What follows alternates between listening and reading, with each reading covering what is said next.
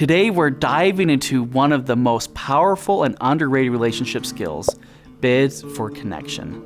Dr. John Gottman, a leading relationship expert, discovered that how we respond to small moments determines the success or failures of our relationships. So, what are bids? How do we respond to them? And how do they impact our relationships? Let's break it down. A bid for connection is any attempt to get attention, affection, or emotional support from someone. These bids can be verbal, like, hey, check this out, or how was your day? Or even nonverbal, a smile, a touch on the arm, or even just making eye contact. They might seem small, but over time, these moments add up, strengthening or weakening a relationship. Gottman's research found that successful couples respond positively to bids about 86% of the time, while couples heading for divorce responded positively only 33% of the time. So how do we respond to bids? There are 3 ways, and each one has a big impact on relationships. First is turning towards. Turning toward means engaging with the bid in a positive way. You acknowledge the other person and show interest. For example, your partner says, wow, look at this sunset. Or you respond with, oh wow, that's beautiful, and maybe even go stand next to them to watch. Why this matters? Because turning towards strengthens trust and emotional connection. It sends the message, I see you, I value you, and I care about what matters to you. Over time, small moments like these create a foundation of friendship and intimacy. Second is turning away.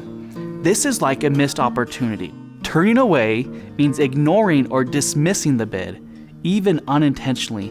It's not always meant to be hurtful, but it can make the other person feel unimportant.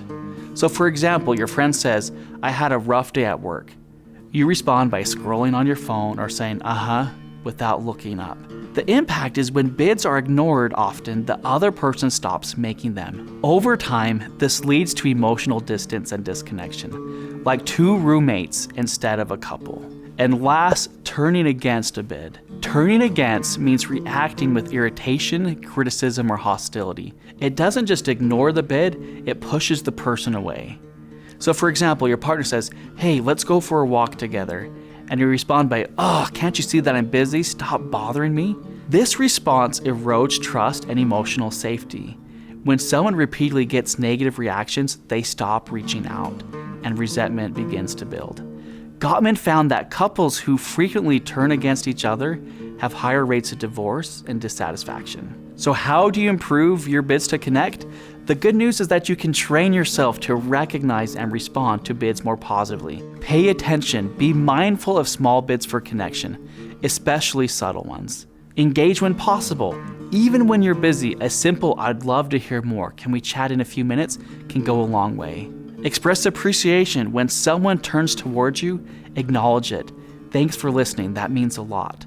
Small changes add up, and the more you turn toward each other, the stronger your relationship becomes. Bids for connection are small, everyday moments that build relationships. Turning towards strengthens bonds. Turning away creates emotional distance. And turning against damages trust.